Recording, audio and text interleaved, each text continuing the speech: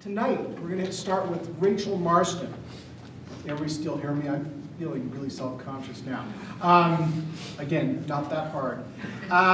Rachel Marston's fiction and nonfiction have appeared is forthcoming in the Collagist, American Fiction Volume 12, Sidebrow, Puerto del Sol, Diagram, and other journals. She received her Ph.D. in Literature and Creative Writing from the University of Utah. Is currently in the Postdoctoral Program Fellow at the Tanner Humanities Center and on the board of Writers at Work, which is coming this summer. Attend, apply, go support, give money to them because it's a great organization and a venerable organization that deserves all your support. Her new novel project follows a family after they had their troubled son committed, and we may hear from that tonight. Here she comes. I'll let you talk about that. Welcome, Rachel Marston.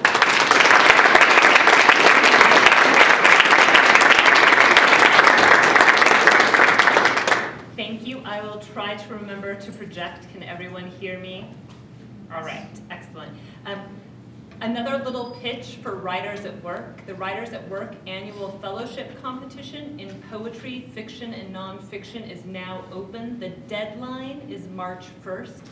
Please look at the Writers at Work website, www.writersatwork.org, for the guidelines. Tell your students, tell your friends, great prizes, great competition, support Writers at Work. Okay, that is mine. And also another pitch for David Cranes is amazing. And most of you who are current graduate students didn't have the chance to work with him, but he's fantastic. So go to his reading too.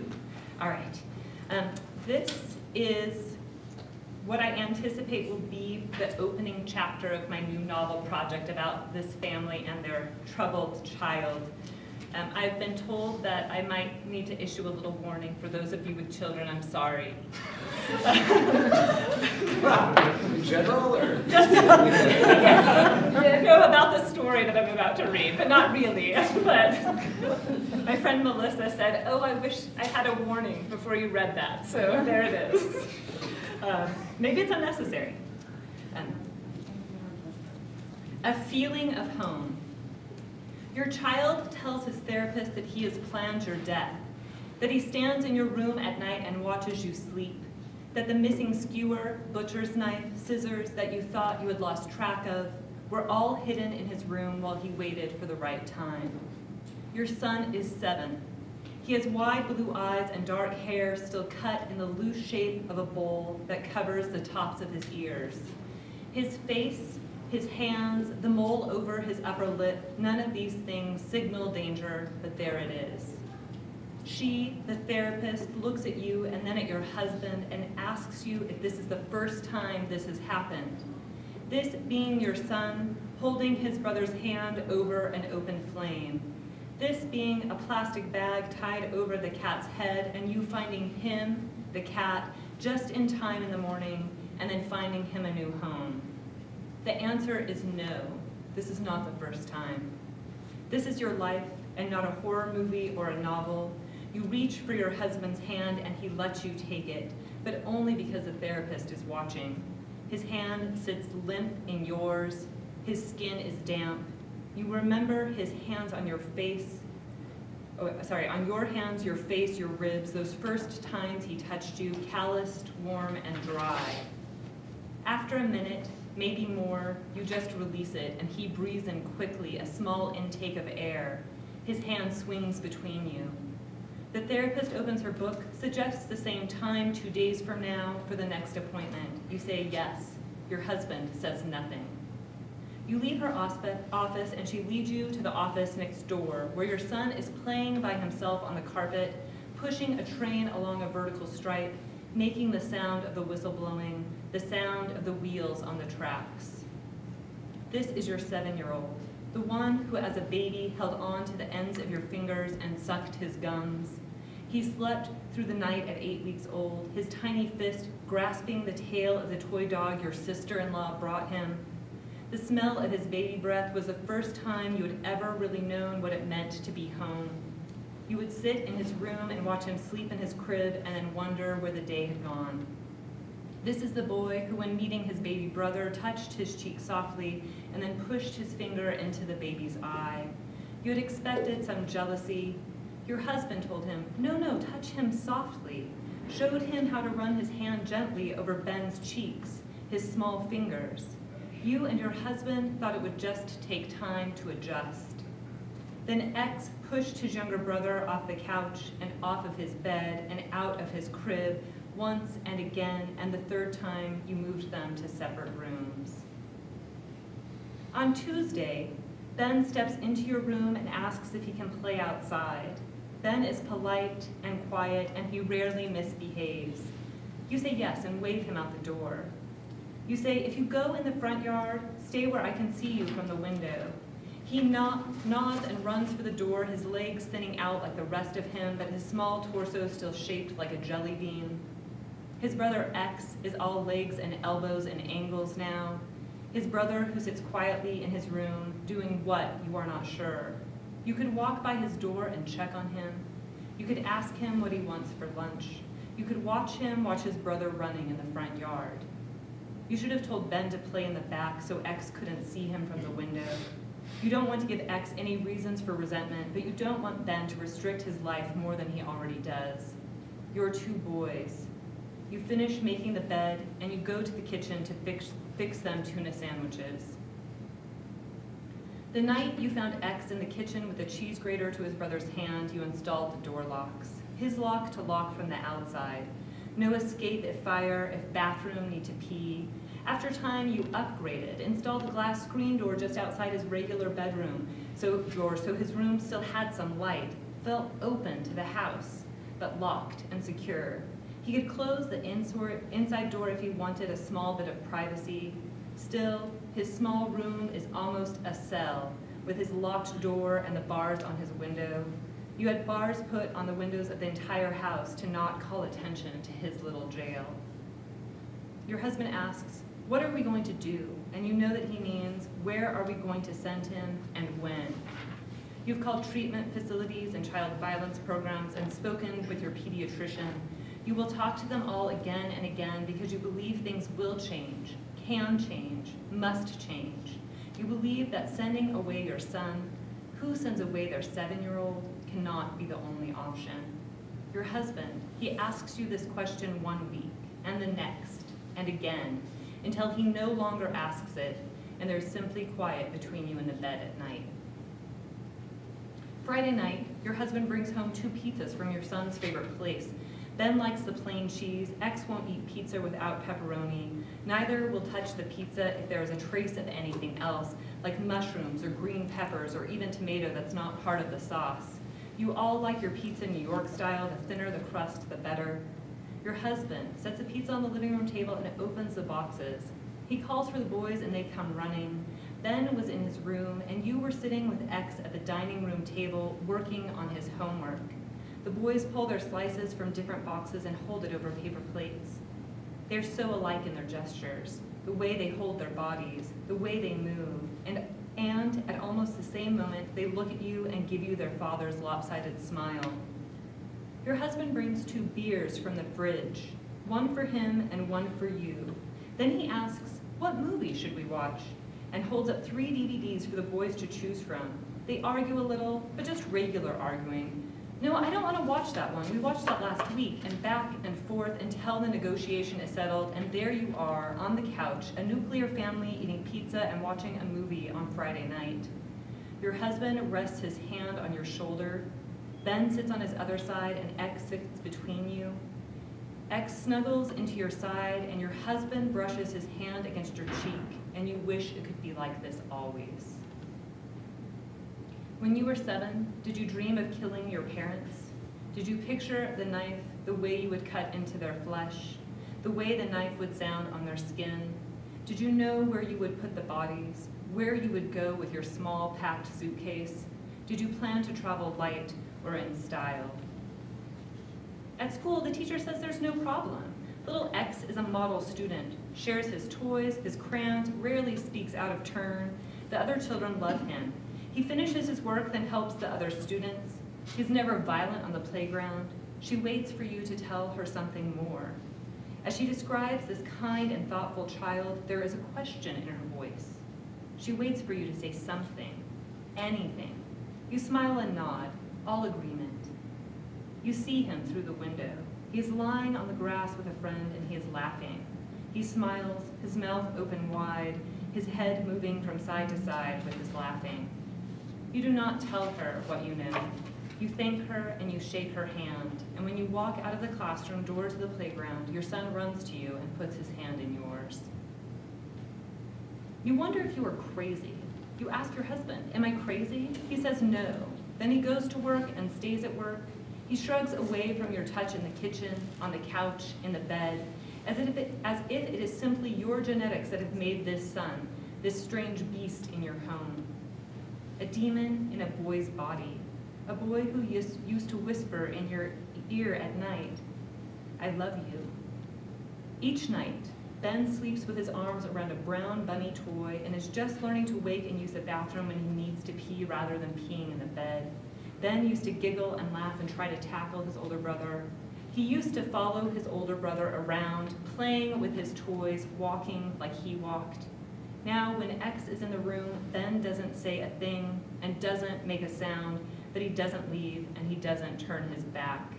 He wants to know where his brother is and what his brother is doing and what his brother might have in his hand. It could be a knife, a piece of broken glass, the carrot peeler.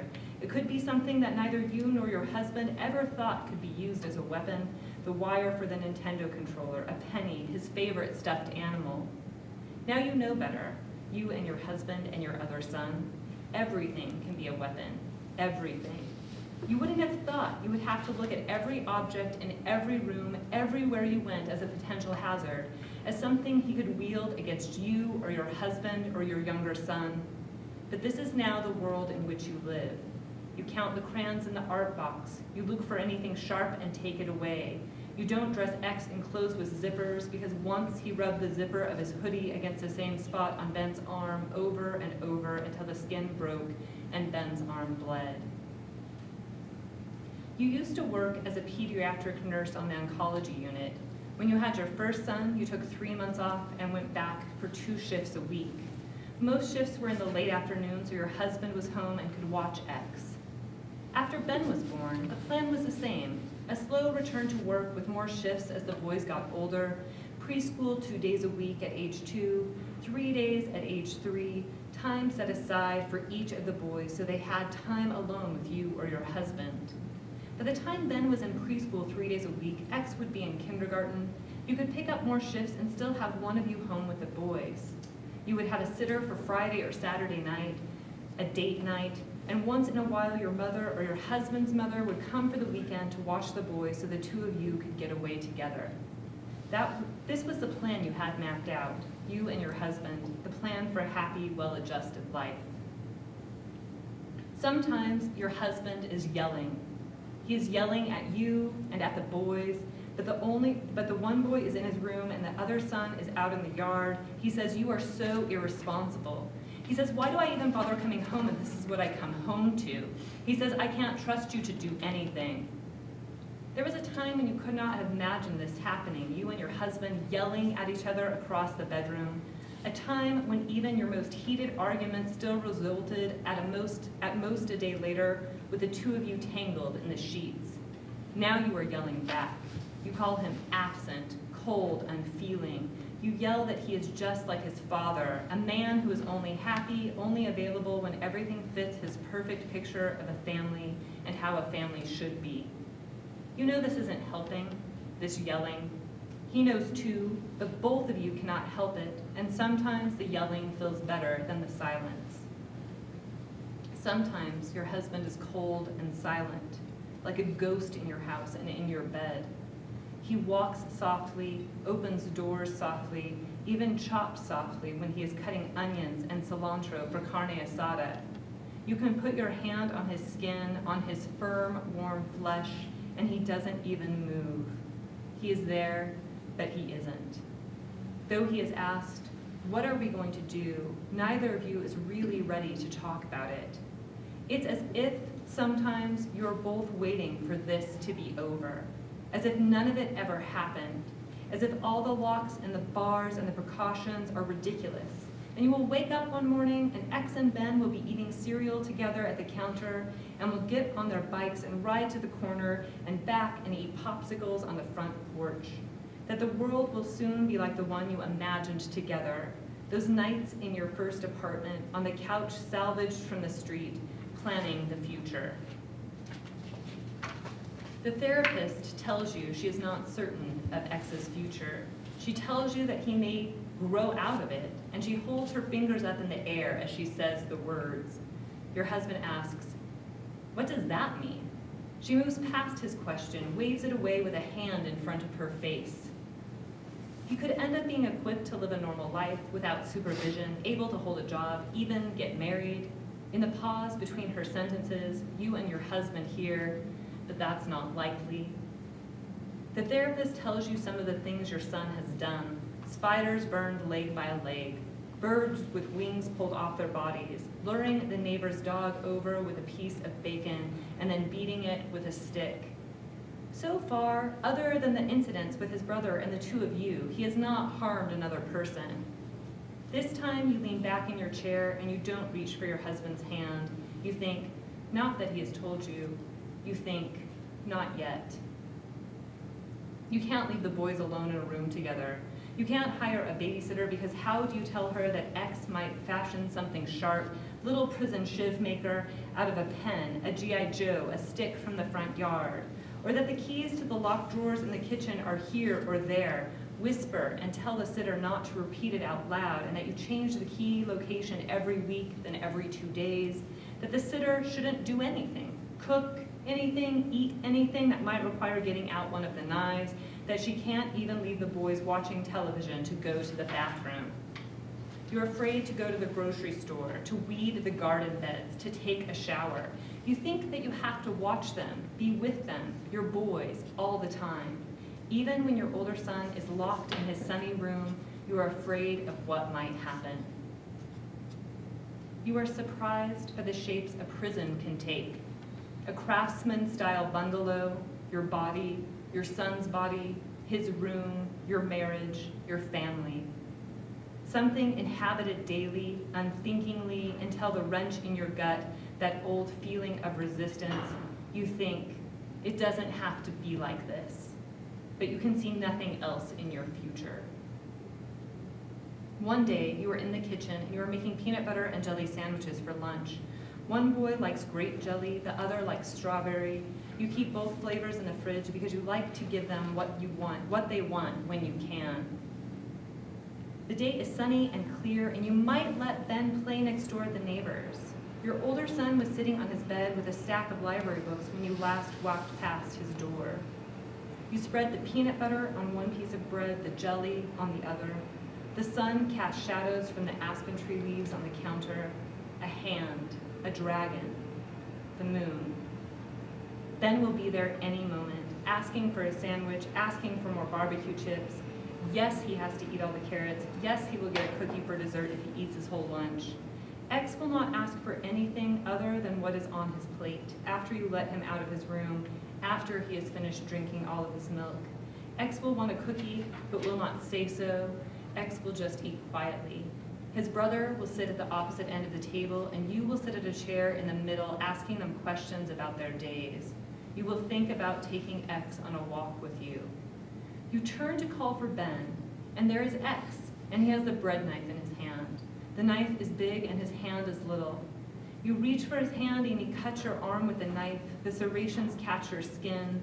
Your arm bleeds and you step toward him, faster this time, and grab his arm. There is nothing in his face, nothing. No anger, no tears, just a boy, a hand, and a knife. You pull him in front of you, his back to your chest, and he resists, his body made heavy and limp, a way to slide out of your arms. You twist his hand, you feel his soft skin beneath yours, you feel his skin bruising. He pushes back against you, he doesn't say a word, your arm bleeds. He pushes and twists his hand under your hand, his skin rubbing raw. You cannot let him go. You hear Ben enter the kitchen and you do not turn. You say, Ben, go to your room. X's breathing is heavy in your ears, in your arms. He struggles. The knife turns in his hand and presses into his skin. Still, he does not let go. You try to turn the blade away, to turn his wrist.